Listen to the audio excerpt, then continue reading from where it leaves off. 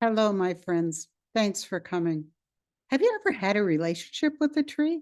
When I was a little girl, there was a maple tree in front of my grandparents' house, which was right next door to our house, and it had low branches. So even as a little girl, I could climb up into that tree. I spent a lot of time in her. I would sing to her. I would love her. And on some level, I really felt like she was my mother. When the fires were burning in Canada, I the emotion, the pain of thinking of all those trees losing their lives and the ecosystems that were around them being destroyed. So I had I had always wanted to do a meditation on tree consciousness. And when I asked about the fires in Canada, the term magical regeneration came.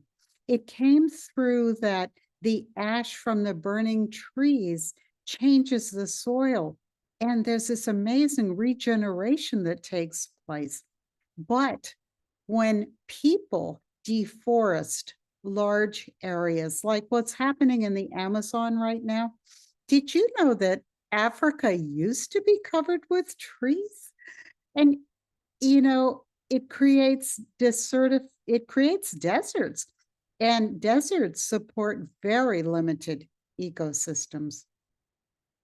So they really made the distinction between uh, natural regeneration and the tragedy that man is enacting on the planet.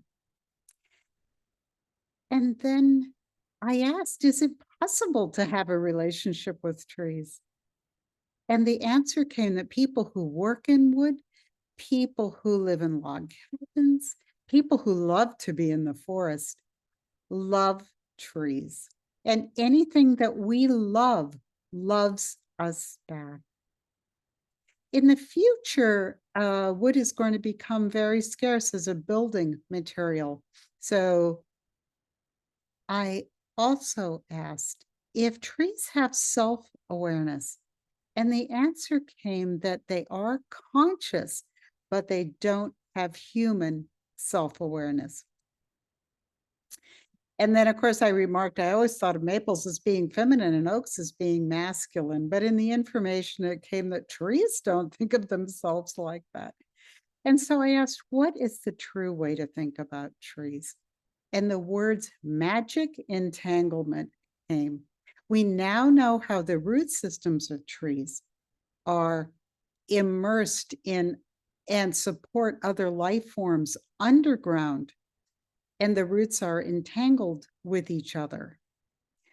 But trees love to touch each other above ground. They love to be in relationship with each other and experience the sunlight, the rain, the wind, the snow with each other. So, where trees can be in a forest, it is very joyous for them to be touching other trees, especially in like the different combinations of trees. So when we see a forest that has no manipulation by human beings, it gives us such a sense of peace to be in a forest. Trees do want to take over any empty space. I'm trying to keep one of our particular pastures from growing up into poplars, which is kind of a type of aspen. And it just has an extensive root system all the way through that pasture. So I have to keep mowing them. But trees are the greatest promoters of life. And we know about that with CO2. But trees weren't always here. The earth had to mature enough to support, to have soil that would support tree life. And if the earth goes through another water phase, there will be trees that survive on the mountaintops and in high country, and eventually will regenerate and repopulate on the earth. They also said something that surprised me, that shade from trees is very different from shade from any other device. Now we can see how the leaves in trees move in a breeze, but we don't see all these micro movements that the leaves make themselves. They turn toward the sun, they turn away from the sun, they react to temperature changes. I mean, anybody who has rhododendrons up here in the north knows that the leaves just curl up and wait for spring. So leaves do have movement of their own. The trees have movement of their own, imperceivable to us. We don't understand the importance of trees to life itself. There are so many benefits for us to be with trees. Some trees are used for nuts, for syrup. The moringa tree, which I have seeds for, I'm going to try and grow them in containers next year. Their leaves provide complete nutrition for human beings. Just their leaves. I have no idea what they taste like. I'll let you know in a future in a future video. But I've always wondered about the trees that are near highways. If you've ever driven near New York or New Jersey, the trees have bittersweet and cicadas and butterflies and birds with in spite of all the pollution and the energetic chaos and disturbance of the cars and the trucks, and yet the trees still survive there.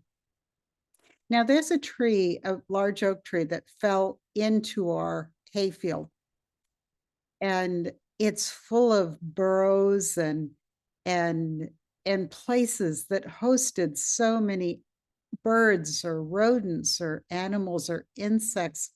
And we're honoring it by cutting it up and using it for firewood.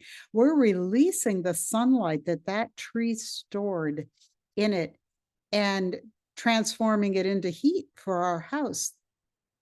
I mean, it collected the energy from the sun. So trees love to cooperate with Mother Nature. They're very willing to be a part of the ecosystem. And whatever part they play, there is contentment in their existence, even in their vulnerability, because trees can't run away from the chainsaw or these big, horrible machines that cut them apart. Trees are content as their life transforms into something else. Trees are content to contribute CO2 and anything they can to the nature of life on Earth. And now we've all looked at a forest where the trees can simply exist. It came through that trees sing their song to each other, and we can feel this when trees are allowed to simply be. So thank you for coming, and I'd be curious if you've ever had a relationship with trees. And until I see you again, please be well and please be blessed. Thanks for coming.